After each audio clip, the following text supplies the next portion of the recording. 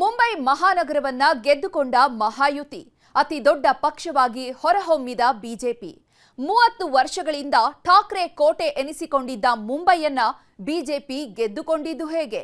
ರಾಗ ವರ್ಸಸ್ ಚುನಾವಣಾ ಆಯೋಗ, ಶಾಯಿ ಲಡಾಯಿ, ಠಾಕ್ರೆ ವರ್ಸಸ್ ಅಣ್ಣಾಮಲೈ, ಹಲವು ವಿವಾದಗಳ ನಡುವೆ ನಡೆದ ಚುನಾವಣೆಯಲ್ಲಿ ಮಹಾಯುತಿ ಪಾರುಪತ್ಯ ಸಾಧಿಸಿದ ಹೇಗೆ?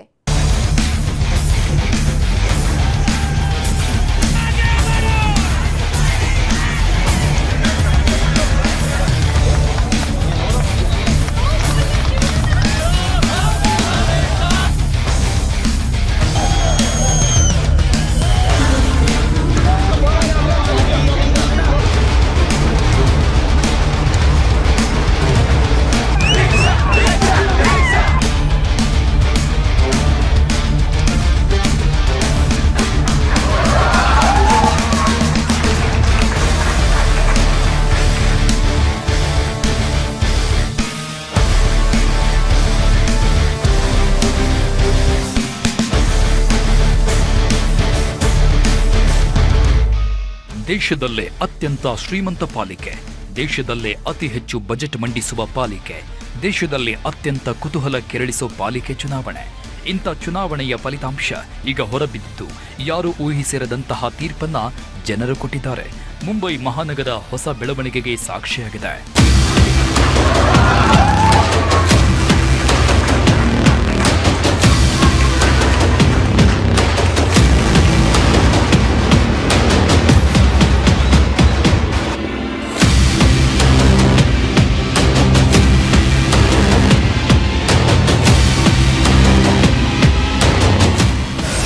ಮುಂಬೈನಲ್ಲಿ 30 ವರ್ಷಗಳ ಠಾಕ್ರೆ ಅಧಿಪತ್ಯ ಕೊನೆ ಆಯ್ತಾ? ಠಾಕ್ರೆ ಸಹೋದರರು ಒಂದಾದ್ರೂ ಬಿಜೆಪಿಯ ಮಹಾಯುತಿ ಗೆದ್ದಿದ್ದೇಗೆ? ಶಾಯಿ ಲಡಾಯಿ, ರಾಗ ವರ್ಸಸ್ ಆಯೋಗ, ಸೋತ ವಿಪಕ್ಷಗಳು ಹೇಳಿದ್ದೇನು? ಬೇರೆಲ್ಲ ಚುನಾವಣೆಗಳದ್ದು ಒಂದು ಲೆಕ್ಕ, ಮಹಾರಾಷ್ಟ್ರ ಪಾಲಿಕೆ ಚುನಾವಣೆಯದ್ದೇ ಒಂದು ಲೆಕ್ಕ. ಎಲ್ಲಾದರೂ ಪಾಲಿಕೆ ಚುನಾವಣೆಗಳು ನಡೆದ್ರೆ ಅದರ ಬಗ್ಗೆ ಯಾರಿಗೂ ಗೊತ್ತೇ ಆಗುವುದಿಲ್ಲ. ಆದರೆ ಮಹಾರಾಷ್ಟ್ರ ಪಾಲಿಕೆ ಚುನಾವಣೆ ಅಂದ್ರೆ ಎಲ್ಲರ ಕಿವಿಗಳು ನೆಟ್ಟಗಾಗುತ್ತೆ. ಚುನಾವಣೆ ಘೋಷಣೆ ಆದಾಗಿನಿಂದ ಚುನಾವಣೆ ಮುಗಿದು ರಿಸಲ್ಟ್ ಬರೋವರೆಗೂ ಜನರಿಗೆ ಕುತೂಹಲ ಇರುತ್ತೆ. ಅಂತ ಚುನಾವಣೆಯ ಫಲಿತಾಂಶ ಈಗ ಬಂದಿದ್ದು ಇದೇ ಮೊದಲ ಬಾರಿಗೆ ಎಂಬಂತೆ ಠಾಕ್ರೆ ಸಹೋದರರು ಮುಂಬೈ ಪಾಲಿಕೆಯಲ್ಲಿ ಅಧಿಕಾರ ಕಳೆದುಕೊಂಡಿದ್ದಾರೆ.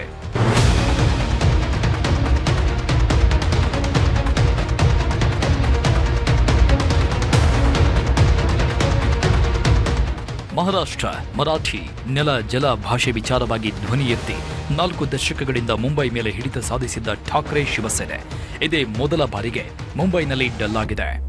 ಶಿವಸೇನೆ ಇಬ್ಬಾಗವಾದ ನಂತರ ಠಾಕ್ರೆ ಶಿವಸೇನೆ ಈ ಚುನಾವಣೆಯನ್ನ ತುಂಬಾ ಪ್ರತಿಷ್ಠೆಯಾಗಿ ತೆಗೆದುಕೊಂಡಿತ್ತು. ಗೆದ್ದೇ ಗೆಲ್ಲಬೇಕು ಅಂತ ಸಾಕಷ್ಟು ಪ್ರಯತ್ನಗಳನ್ನ ಮಾಡಿತ್ತು. ಆದರೂ ಮುಂಬೈನಲ್ಲಿ ಈ ಬಾರಿ ಠಾಕ್ರೆ ಶಿವಸೇನೆಯ ಮ್ಯಾಜಿಕ್ ನಡೆದಿಲ್ಲ. ಇದೇ ಮೊದಲ ಬಾರಿಗೆ ಠಾಕ್ರೆ ಬ್ರದರ್ಸ್ ಶಿವಸೇನೆ ಅತಿ ಕಡಿಮೆ ಸೀಟುಗಳನ್ನು ಗೆದ್ದಿತ್ತು. ಬಿಜೆಪಿ ತನ್ನ ಶಕ್ತಿ ಪ್ರದರ್ಶನ ಮಾಡಿದೆ.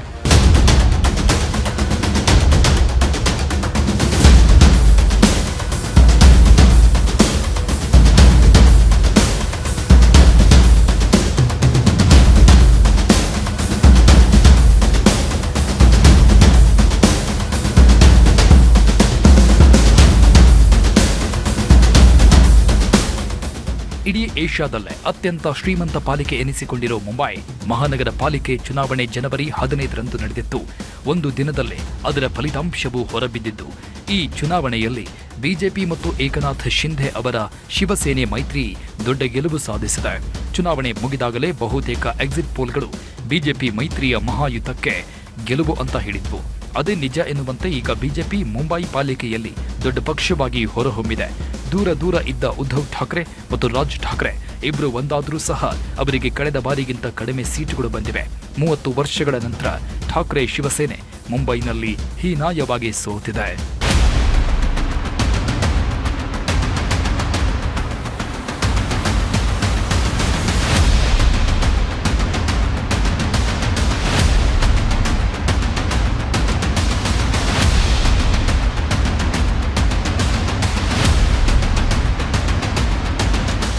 ಉದ್ಧವ್ ಠಾಕ್ರೆ ಮತ್ತು ರಾಜ್ ಠಾಕ್ರೆ ಅವರ ಬಣಗಳು ಮರಾಠ ಮತ್ತು ಮುಸ್ಲಿಂ ಮತದಾರರನ್ನ ಸೆಳೆಯುವ ನಿರೀಕ್ಷೆ ಇತ್ತು. ಆದರೆ ಉತ್ತರ ಮತ್ತು ದಕ್ಷಿಣ ಭಾರತದ ಮತದಾರರು ಬಿಜೆಪಿ ಪರ ಒಲವು ತೋರಿದ್ರು. ಯುವಕರು ಮತ್ತು ಮಹಿಳೆಯರು ಕೂಡ ಬಿಜೆಪಿಗೆ ಬೆಂಬಲ ನೀಡಿದ್ದಾರೆ ಅಂತ ಹೇಳಲಾಗ್ತಾ ಇದೆ. ಅದಕ್ಕೆ ಈಗ 227 ವಾರ್ಡ್ಗಳ ಮುಂಬೈ ಪಾಲಿಕೆಯಲ್ಲಿ ಬಿಜೆಪಿ ಶಿಂಧೆ ಬಣ 130ಕ್ಕೂ ಹೆಚ್ಚು ಸ್ಥಾನಗಳನ್ನು ಗೆದ್ದುಕೊಂಡಿದೆ.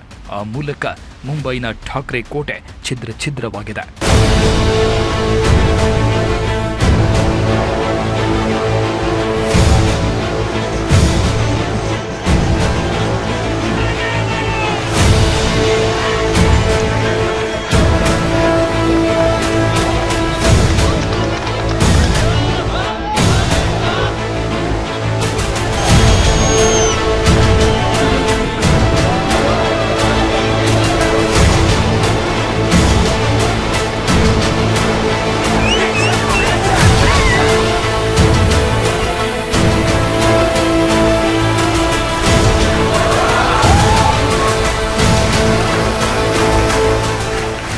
ಇನ್ನು ಇದೇ ವೇಳೆ ಮುಂಬೈ ಜೊತೆಗೆ ಮಹಾರಾಷ್ಟ್ರದ 28 ಇತರ ನಗರ ಸ್ಥಳೀಯ ಸಂಸ್ಥೆಗಳಿಗೂ ಚುನಾವಣೆಗಳು ನಡೆದಿದ್ದು, ಅದರ ಫಲಿತಾಂಶವೂ ಹೊರಬಿದ್ದಿದೆ. ಈ ಎಲ್ಲ ಚುನಾವಣೆಗಳು 2017ರಿಂದ ಬಾಕಿ ಉಳಿದಿದ್ದವು. ಈಗ ಪಾಲಿಕೆ ಚುನಾವಣೆ ಜೊತೆಗೆ ಎಲ್ಲ ಚುನಾವಣೆಗಳನ್ನ ಮಾಡಿದ್ದು, ಸ್ಥಳೀಯ ಸಂಸ್ಥೆ ಚುನಾವಣೆಗಳಲ್ಲೂ ಬಿಜೆಪಿಯೇ ಪಾರುಪತ್ಯ ಮೆರೆದಿದೆ. ಕಾಂಗ್ರೆಸ್ ಮೈತ್ರಿ ಪಕ್ಷಗಳು ಆಗಲಿ ಅಥವಾ ಠಾಕ್ರೆ ಬ್ರದರ್ಸ್ ಪಕ್ಷಗಳು ಆಗಲಿ ಈ ಬಾರಿ ಬಿಜೆಪಿಗೆ ಪೈಪೋಟಿ ಕೊಡೋದಕ್ಕೆ ಸಾಧ್ಯ ಆಗಿಲ್ಲ.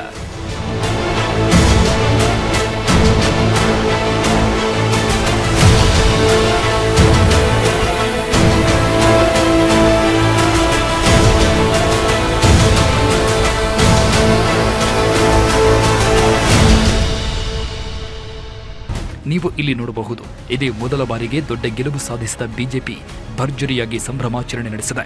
ಬಣ್ಣದ ಸಿಲಿಂಡರ್ಗಳ ಮೂಲಕ ಗುಲಾಬಿ ಬಣ್ಣವನ್ನ ತೂರಿ ಕೇಕ್ಗಳನ್ನು ಹಾಕಿದ್ದಾರೆ. ಬಿಜೆಪಿ ಜೊತೆ ಸೇರಿಕೊಂಡು ಸ್ಪರ್ಧೆ ಮಾಡಿದ್ದ ಶಿಂಧೆ ಶಿವಸೇನೆ ಬಣದವರು ದೊಡ್ಡ ಮಟ್ಟದಲ್ಲಿ ಗೆಲುವು ಸಾಧಿಸಿದ್ದು, ಅವರು ಸಹ ಆಲಿಂಗನ ಮಾಡಿಕೊಂಡು ಸಂಭ್ರಮಿಸಿದ್ರು. ಇನ್ನು ಸಿಎಂ ದೇವೇಂದ್ರ ಫಡ್ನವೀಸ್ ಮನೆಯಲ್ಲೂ ಸಂಭ್ರಮ ಮುಗಿಲು ಮುಟ್ಟಿದ್ದು, ಬೆಂಬಲಿಗರು ಅವರನ್ನ ಮೇಲಕ್ಕೆ ಎತ್ತಿಕೊಂಡು ಖುಷಿಪಟ್ಟರು.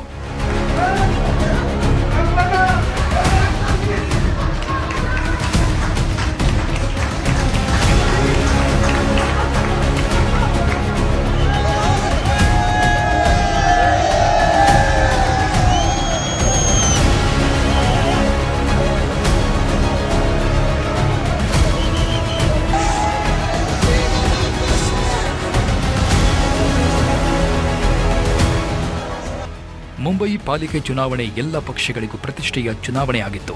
ಮುಂದಿನ ವಿಧಾನಸಭೆ ಚುನಾವಣೆಗೆ ಇದನ್ನ ದಿಕ್ಸೂಚಿ ಅಂತ ಹೇಳಲಾಗಿದ್ದು, ಬಿಜೆಪಿ, ಕಾಂಗ್ರೆಸ್, ಶಿವಸೇನೆ, ಎನ್ಸಿಪಿ ಪಕ್ಷಗಳು ಈ ಚುನಾವಣೆಯನ್ನ ಪ್ರತಿಷ್ಠೆಯಾಗಿ ತೆಗೆದುಕೊಂಡಿದ್ದವು. ಚುನಾವಣೆಗೂ ಮುನ್ನವೇ ಜನರಿಗೆ ಭರ್ಜರಿ ಆಶ್ವಾಸನೆಗಳನ್ನು ಕೊಡಲಾಗಿತ್ತು. ವಿಧಾನಸಭೆ ಚುನಾವಣೆ ರೀತಿಯಲ್ಲೇ ಮೈತ್ರಿ ಮಾಡಿಕೊಂಡು ಸೀಟುಗಳನ್ನು ಹಂಚಿಕೊಂಡು ಸ್ಪರ್ಧೆ ಮಾಡಿದ್ರು. ಬಿಜೆಪಿ ಮತ್ತು ಶಿಂಧೆ ಶಿವಸೇನೆ ಜೊತೆಯಾಗಿ ಸ್ಪರ್ಧೆ ಮಾಡಿದರೆ, ಉದ್ಧವ್ ಠಾಕ್ರೆಯ ಶಿವಸೇನೆ, ರಾಜ್ ಠಾಕ್ರೆಯ ಮಹಾನವ ನಿರ್ಮಾಣ ಸೇನೆ ಹಾಗೆ ಶರದ್ ಪವಾರ್ ಅವರ ಎನ್ಸಿಪಿ ಜೊತೆಯಾಗಿ ಅಖಾಡಕ್ಕಿಳಿದಿದ್ರು. ಮತ್ತೊಂದು ಕಡೆ ಕಾಂಗ್ರೆಸ್ ಪಕ್ಷ ಸಹ ರಾಷ್ಟ್ರೀಯ ಸಮಾಜ ಪಕ್ಷ, ವಂಚಿತ್ ಬಹುಜನ್ ಅಗಾದಿ ಜೊತೆ ಸೇರಿಕೊಂಡು ಸ್ಪರ್ಧೆ ಮಾಡಿತ್ತು. ಆದರೆ ಚುನಾವಣೆಯಲ್ಲಿ ಬಿಜೆಪಿ ಶಿಂಧೆ ಶಿವಸೇನೆ ಮ್ಯಾಜಿಕ್ ಮಾಡುವಲ್ಲಿ ಯಶಸ್ವಿಯಾಗಿದೆ.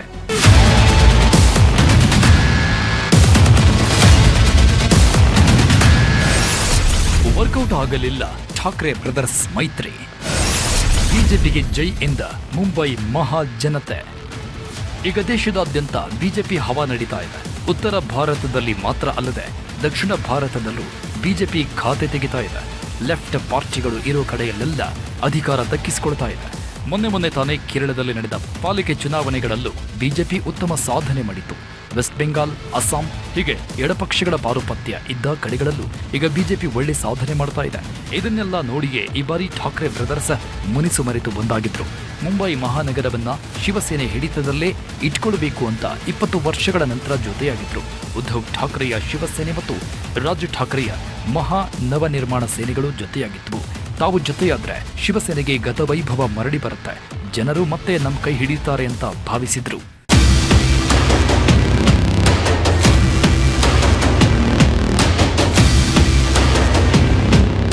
ಈ ಮೊದಲು ಹಾವು ಮುಂಗುಸಿಯಂತೆ ಇದ್ದ ಉದ್ಧವ್ ಠಾಕ್ರೆ ಮತ್ತು ರಾಜ್ ಠಾಕ್ರೆ ಪಾಲಿಕೆ ಚುನಾವಣೆಗಾಗಿ ಒಂದಾಗಿದ್ರು. ಅಪ್ಪ ಬಾಳಾ ಠಾಕ್ರೆ ಸ್ಥಾಪಿಸಿದ್ದ ಶಿವಸೇನೆಯನ್ನ ಇಬ್ಬಾಗ ಮಾಡಿ ಈಗ ಅಸ್ತಿತ್ವ ಇಲ್ಲದಂತೆ ಮಾಡ್ತಾ ಇದ್ದಾರೆ ಅಂತ ಆಕ್ರೋಶಗೊಂಡಿದ್ದ ಠಾಕ್ರೆ ಬ್ರದರ್ಸ್ ಬಿಜೆಪಿ ಮತ್ತು ಶಿಂಧೆಗೆ ಪಾಲಿಕೆ ಚುನಾವಣೆ ಮೂಲಕ ಟಕ್ಕರ್ ಕೊಡಬೇಕು ಅಂತ ಭಾವಿಸಿದ್ರು. ಆದರೆ ಬಿಜೆಪಿಯೇ ಈಗ ಠಾಕರೆ ಬ್ರದರ್ಸ್ಗೆ ಟಕ್ಕರ್ ಕೊಟ್ಟಿದೆ. ವಿಪಕ್ಷಗಳು ಎಷ್ಟು ಆರೋಪಗಳನ್ನು ಮಾಡಿದ್ರು, ಎಷ್ಟು ವಿವಾದಗಳು ಸೃಷ್ಟಿಯಾದವು. ಜನರು ಬಿಜೆಪಿಗೆ ಜೈ ಎಂದಿದ್ದಾರೆ.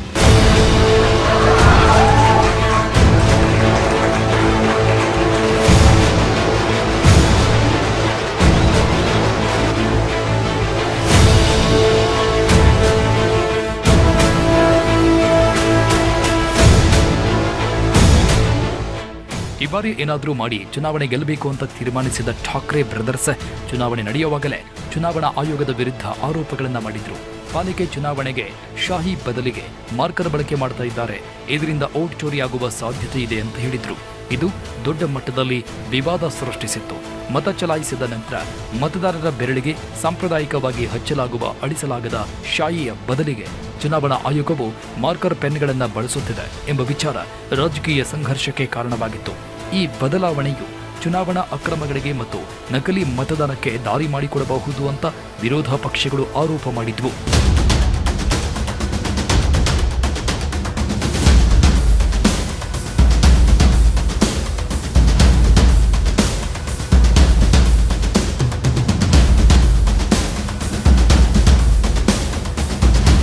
ಕಲ್ಯಾಣ್ ಭಾಗದ ಮಹಾರಾಷ್ಟ್ರ ನವ ನಿರ್ಮಾಣ ಸೇನೆ ಅಭ್ಯರ್ಥಿ ಊರ್ಮಿಳಾ ತಾಂಬೆ ಅವರು ಈ ವಿಷಯವನ್ನ ಮೊದಲು ಪ್ರಸ್ತಾಪಿಸಿದ್ರು. ರಾಜ್ಯ ಚುನಾವಣಾ ಆಯೋಗವು ಆಡಳಿತ ಪಕ್ಷಕ್ಕೆ ಸಹಾಯ ಮಾಡಲು ಉದ್ದೇಶಪೂರ್ವಕವಾಗಿ ಅಳಿಸಲಾಗದ ಶಾಯಿಯ ಬದಲಿಗೆ ಮಾರ್ಕರ್ ಪೆನ್ನುಗಳನ್ನು ಬಳಸ್ತಾ ಇದೆ ಅಂತ ಆರೋಪ ಮಾಡಿದ್ರು. ಈ ಆರೋಪದ ಬೆನ್ನಲ್ಲೇ ಮಾಧ್ಯಮಗಳು ನಡೆಸಿದ ಫ್ಯಾಕ್ಟ್ ಚೆಕ್ನಲ್ಲಿ ಅಸಿಟೋನ್ ದ್ರಾವಣವನ್ನು ಬಳಸಿದರೆ ಬೆರಳಿಗೆ ಹಾಕಿದ ಮಾರ್ಕರ್ ಗುರುತು ಅಳಿಸಿ ಹೋಗುತ್ತದೆ ಎಂಬುದು ಸಾಬೀತಾಗಿತ್ತು. ಇದು ವಿಪಕ್ಷಗಳ ಆಕ್ರೋಶಕ್ಕೆ ತುಪ್ಪ ಸುರಿದಂತೆ ಮಾಡಿತು. ಎಂಎನ್ಎಸ್ ಮುಖ್ಯಸ್ಥ ರಾಜ್ ಠಾಕ್ರೆ ಅವರು ಚುನಾವಣಾ ಆಯೋಗದ ನಡೆಯನ್ನ ತೀವ್ರವಾಗಿ ಖಂಡಿಸಿದ್ರು. ಆದರೆ ವಿರೋಧ ಪಕ್ಷಗಳ ಆರೋಪವನ್ನ ಬೃಹನ್ ಮುಂಬೈ ಮುನ್ಸಿಪಲ್ ಕಾರ್ಪೊರೇಷನ್ ತಳ್ಳಿಹಾಕಿತ್ತು.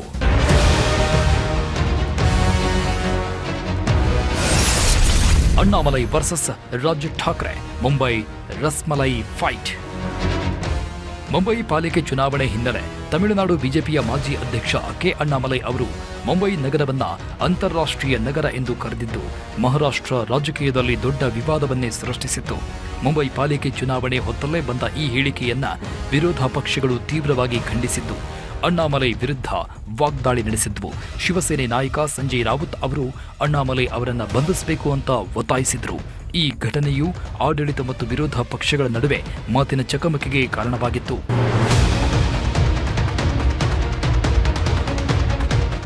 ಅಣ್ಣಾಮಲೈ ಹೇಳಿಕೆ ವಿವಾದ ಹುಟ್ಟು ಹಾಕ್ತಾ ಇದ್ದಂತೆ ಮಹಾರಾಷ್ಟ್ರ ನವ ನಿರ್ಮಾಣ ಸೇನೆ ಮುಖ್ಯಸ್ಥ ರಾಜ್ ಠಾಕ್ರೆ ಅವರು ಬಿಜೆಪಿ ನಾಯಕ ಕೆ ಅಣ್ಣಾಮಲೈ ಅವರನ್ನ ರಸಮಲೈ ಅಂತ ಕರೆಯುವ ಮೂಲಕ ಗಲಾಟೆಯನ್ನ ದೊಡ್ಡದು ಮಾಡಿದ್ರು. ಮುಂಬೈ ಬಗ್ಗೆ ಮಾತನಾಡಲು ಅವರು ಯಾರು ಅಂತ ಪ್ರಶ್ನಿಸಿದ್ರು. ತಮಿಳುನಾಡಿನಿಂದ ಮುಂಬೈಗೆ ಬಂದು ಬಾಂಬೆ ಮಹಾರಾಷ್ಟ್ರ ನಗರವಲ್ಲ, ಮುಂಬೈ ಮತ್ತು ಮಹಾರಾಷ್ಟ್ರದ ನಡುವೆ ಯಾವುದೇ ಸಂಬಂಧವಿಲ್ಲ ಎಂದು ಹೇಳಿದ್ದಾರೆ.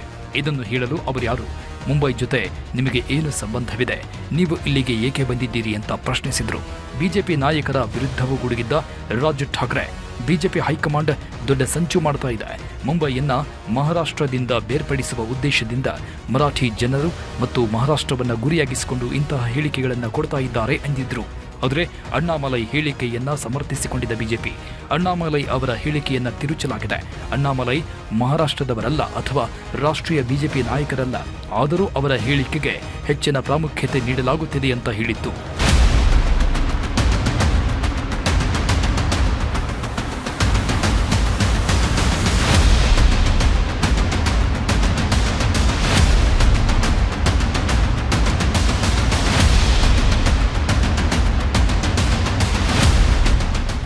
ಮತ್ತೊಂದು ಕಡೆ ಕಾಂಗ್ರೆಸ್ ಸಹ ಬಿಜೆಪಿಯ ಮಹಾಯುತಿ ವಿರುದ್ಧ ಹಲವು ಆರೋಪಗಳನ್ನು ಮಾಡಿತ್ತು. ಚುನಾವಣೆ ಗೆಲ್ಲುವುದಕ್ಕೆ ಹಲವು ಆಶ್ವಾಸನೆಗಳನ್ನು ಕೊಟ್ಟಿತ್ತು. ಆದರೆ ಕಾಂಗ್ರೆಸ್ ಮತ್ತು ಠಾಕ್ರೆ ಬ್ರದರ್ಸ್ ಎರಡೂ ಕಡೆಯವರು ಹೀನಾಯ ಪ್ರದರ್ಶನ ಮಾಡಿದ್ದಾರೆ. ಉದ್ಧವ್ ಠಾಕ್ರೆ ಭಾಷೆ, ನೆಲ, ಜಲ, ಮರಾಠಿಗರ ಓಲೈಕೆ ಮಾಡಿದ್ರು. ಜನರು ಬಿಜೆಪಿಗೆ ಬೆಂಬಲ ವ್ಯಕ್ತಪಡಿಸಿದ್ದಾರೆ. ಮುಂಬೈ ಮಹಾನಗರ ಪಾಲಿಕೆ ಚುನಾವಣೆ ಹಿನ್ನೆಲೆಯಲ್ಲಿ ಉದ್ಧವ್ ಠಾಕ್ರೆ ಮತ್ತು ರಾಜ್ ಠಾಕ್ರೆ ಅವರ ನೇತೃತ್ವದ ಪಕ್ಷಗಳು ಜಂಟಿಯಾಗಿ ವಚನ್ ನಾಮ ಪ್ರಣಾಳಿಕೆಯನ್ನ ಬಿಡುಗಡೆ ಮಾಡಿದ್ವು. ಕೈಗೆಟುಕುವ ವಸತಿ, ಗೃಹ ಕಾರ್ಮಿಕರಿಗೆ ಭತ್ಯೆ ಹಾಗೂ ಸಾರಿಗೆ ಸುಧಾರಣೆಯಂತಹ ಜನಪರ ಭರವಸೆಗಳನ್ನು ಕೊಟ್ಟಿದ್ರು. ಆದರೂ ಹೆಚ್ಚಿನ ಜನರು ಬಿಜೆಪಿ ಮತ್ತು ಶಿಂಧೆ ಬಣದ ಶಿವಸೇನೆಯನ್ನ ಗೆಲ್ಲಿಸಿದ್ದಾರೆ.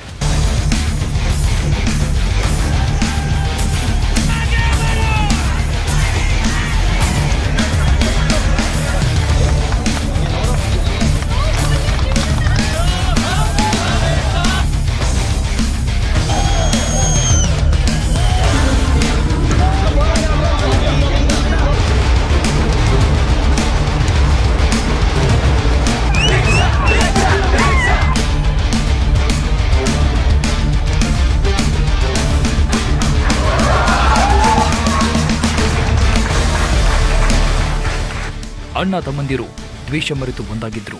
ಭರ್ಜರಿ ಆಶ್ವಾಸನೆಗಳನ್ನು ಕೊಟ್ಟಿದ್ರು. ಮರಾಠಿಗರ ಏಳಿಗೆ ಅಂತ ಹೇಳಿದ್ರು. ಮತ್ತೊಂದು ಕಡೆ ಕಾಂಗ್ರೆಸ್ ಸಹ ಚುನಾವಣೆ ಗೆಲ್ಲೋದಕ್ಕೆ ಕಸರತ್ತುಗಳನ್ನು ಮಾಡಿತ್ತು. ಇದೆಲ್ಲದರ ನಡುವೆಯೇ ಬಿಜೆಪಿ ಕಮಾಲ್ ಮಾಡಿತ್ತು.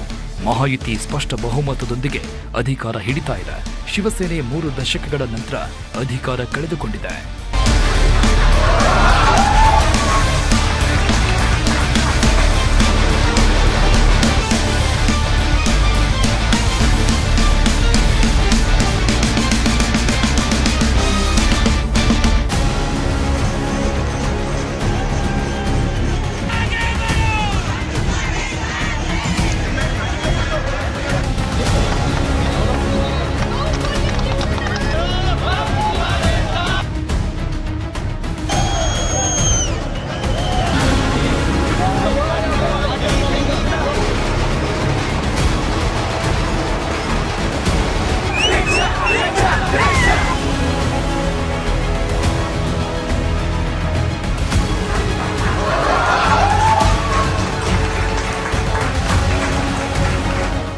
ಒಂದು ಕಾಲದಲ್ಲಿ ಮುಂಬೈ ಅಂದ್ರೆ ಶಿವಸೇನೆ, ಶಿವಸೇನೆ ಅಂದ್ರೆ ಮುಂಬೈ ಅನ್ನೋ ರೀತಿ ಇತ್ತು.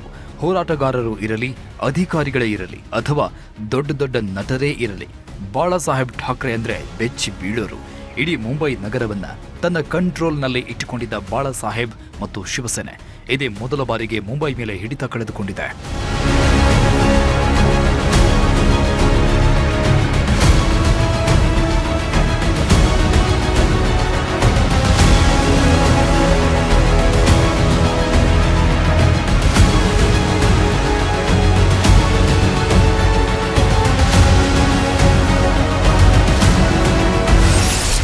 ಮುಂಬೈ ಮಹಾನಗರದಲ್ಲಿ ಠಾಕ್ರೆ ಅಧಿಪತ್ಯ ಅಂತ್ಯ ಆಯ್ತಾ? ಉದ್ಧವ್ ಶಿವಸೇನೆ ಸೋಲಿಗೆ ಕಾರಣಗಳು ಏನೆಲ್ಲ ಗೊತ್ತಾ? ಮುಂಬೈನಲ್ಲೂ ಓಟು ಚೋರಿ ವಿಪಕ್ಷಗಳು ಹೇಳ್ತಾ ಇರೋದೇನೋ? ಇಡೀ ದೇಶದಲ್ಲಿ ಕಾಂಗ್ರೆಸ್ ಅಧಿಪತ್ಯ ಇದ್ದಾಗಲೇ ಮುಂಬೈನಲ್ಲಿ ಶಿವಸೇನೆ ತಮ್ಮ ತಾಕತ್ತನ್ನ ತೋರಿಸ್ತಾ ಇತ್ತು. ಕಳೆದ 30 ವರ್ಷಗಳಿಂದ ಎಲ್ಲ ಚುನಾವಣೆಗಳಲ್ಲೂ ಗೆದ್ದು ಅಧಿಕಾರ ನಡೆಸ್ತಾ ಇತ್ತು. ಕಾಂಗ್ರೆಸ್ ಬಿಜೆಪಿಗಳಿಗೆ ಟಕ್ಕರ್ ಕೊಡ್ತಾ ಇತ್ತು. ಈ ಹಿಂದೆಲ್ಲ ಬಿಜೆಪಿ ಜೊತೆ ಸೇರಿಕೊಂಡು ಪಾಲಿಕೆಯಲ್ಲಿ ಅಧಿಕಾರದ ಗದ್ದುಗೆ ಹಿಡಿತಾ ಇದ್ದ ಶಿವಸೇನೆ 2017ರ ಪಾಲಿಕೆ ಚುನಾವಣೆಯಲ್ಲೂ ಬಿಜೆಪಿ ಜೊತೆ ಸೇರಿಯೇ ಅಧಿಕಾರ ಹಂಚಿಕೊಂಡಿತ್ತು. ಆದರೆ ಶಿವಸೇನೆ ಇಬ್ಬಾಗವಾದ ನಂತರ ಬಿಜೆಪಿ ಜೊತೆ ಮುನಿಸಿಕೊಂಡಿರೋ ಉದ್ಧವ್ ಠಾಕ್ರೆ ಬಣ ಮಹಾನವನಿರ್ಮಾಣ ಎನ್ಸಿಪಿ ಜೊತೆ ಮೈತ್ರಿ ಮಾಡಿಕೊಂಡು ಅಖಾಡಕ್ಕೆ ಇಳಿದು ಸೋಲು ಅನುಭವಿಸಿದೆ.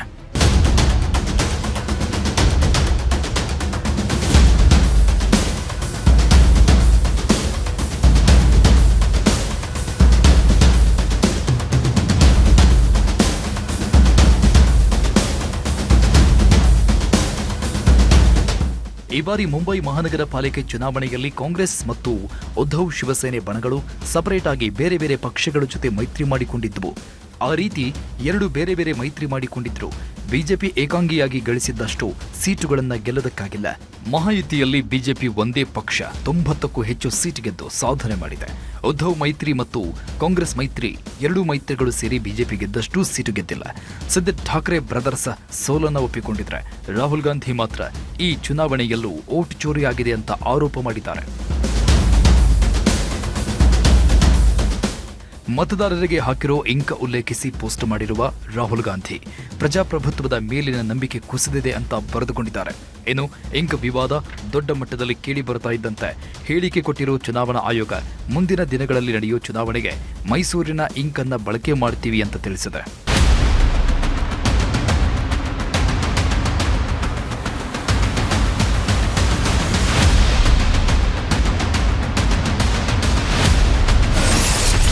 ಮುಂಬೈ ಪಾಲಿಕೆ ಚುನಾವಣೆಯಲ್ಲಿ ಠಾಕ್ರೆ ಶಿವಸೇನೆ ಸೋತಿದ್ದು ಹೇಗೆ ಅಂತ ನೋಡಿದ್ರೆ, ಈ ಬಾರಿ ಯುವ ಮತದಾರರು ಬಿಜೆಪಿಯನ್ನ ಬೆಂಬಲಿಸಿದ್ರು. ಅವರ ಜೊತೆಗೆ ಮಹಿಳಾ ಮತದಾರರು ಬಿಜೆಪಿಗೆ ಜೈ ಎಂದಿದ್ರು. ಶಿವಸೇನೆ 2 ಬಣಗಳಾಗಿ ವಿಭಜನೆ ಆಗಿದ್ದು ಸಹ ಠಾಕ್ರೆ ಕುಟುಂಬಕ್ಕೆ ಹೊಡೆತ ಕೊಟ್ಟಿದೆ. ಮರಾಠಿಗರು ಮತ್ತು ಮರಾಠಿ ಭಾಷೆಯ ಅತಿಯಾದ ಓಲೈಕೆ ಸಹ ಏಟು ಕೊಟ್ಟಿದೆಯಂತೆ. ದಕ್ಷಿಣ ಭಾರತದ ಮತದಾರರು ತಿರುಗಿ ಬಿದ್ದಿದ್ದು 3 ದಶಕಗಳಿಂದ ಅಧಿಕಾರದಲ್ಲಿದ್ದರೂ ಕೊಟ್ಟ ಭರವಸೆಗಳನ್ನು ಈಡೇರಿಸದೇ ಇರುವುದು ಠಾಕ್ರೆ ಸೇನೆಯ ಸೋಲಿಗೆ ಕಾರಣ ಅಂತ ಹೇಳಲಾಗ್ತಾ ಇದೆ.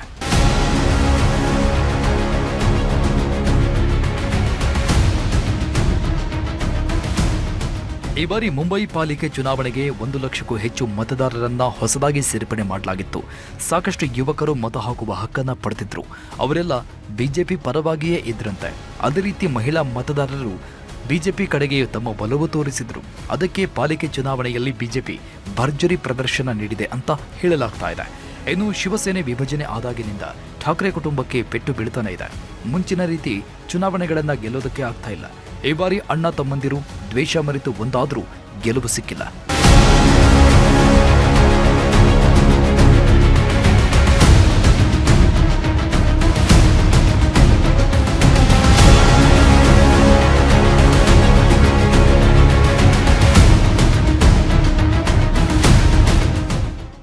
ಮುಂಬೈ ಅನ್ನೋದು ಒಂದು ಮಹಾನಗರ. ಬೆಂಗಳೂರಿನಲ್ಲಿದ್ದಂತೆ ಮುಂಬೈನಲ್ಲೂ ಹಲವು ರಾಜ್ಯಗಳ ಜನರು ಬಂದು ವಾಸ ಮಾಡ್ತಾ ಇದ್ದಾರೆ.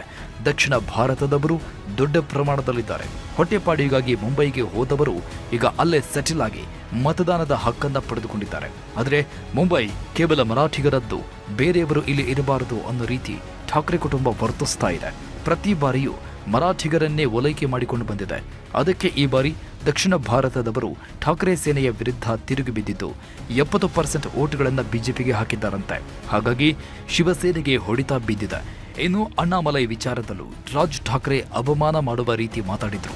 ಅದು ಸಹ ದಕ್ಷಿಣ ಭಾರತದವರು ತಿರುಗಿ ಬೀಳಲು ಕಾರಣ ಅಂತ ಹೇಳಲಾಗ್ತಾ ಇದೆ. ಇನ್ನು 3 ದಶಕಗಳಿಂದ ಅಧಿಕಾರದಲ್ಲಿದ್ದರೂ ಉದ್ಧವ್ ಠಾಕ್ರೆ ಶಿವಸೇನೆ ಸರಿಯಾಗಿ ಅಭಿವೃದ್ಧಿ ಮಾಡಿಲ್ಲ, ಕೊಟ್ಟ ಭರವಸೆಗಳನ್ನ ಈಡೇರಿಸಿಲ್ಲ ಅನ್ನೋ ಮಾತುಗಳು ಇವೆ. ಅದೆಲ್ಲದರ ಪ್ರತಿಫಲವಾಗಿ ಠಾಕ್ರೆ ಶಿವಸೇನೆ ಹೀನಾಯ ಸೋಲು ಕಂಡಿದೆ.